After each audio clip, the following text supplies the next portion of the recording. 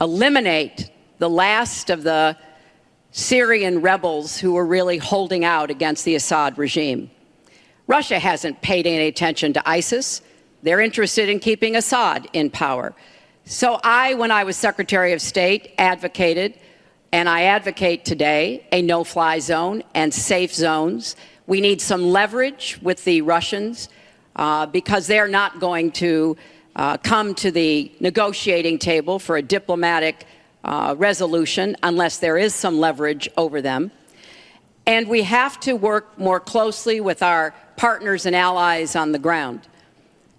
But I want to emphasize that what is at stake here is the ambitions and the aggressiveness of Russia. Russia has decided that it's all in Syria, and they've also decided who they want to see become president of the United States, too, and it's not me.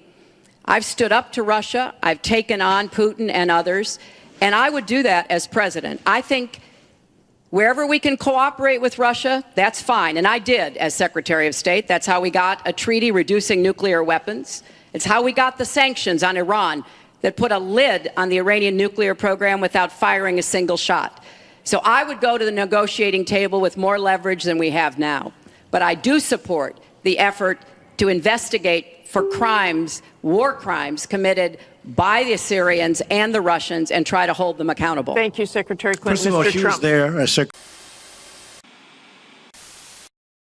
Syria. What about the option of controlling the airspace so that barrel bombs cannot be dropped?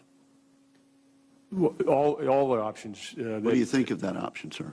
Right now, Senator, for us to control all of the airspace in Syria would require us to go to war against Syria and Russia. That's a pretty fundamental decision that certainly I'm not going to make.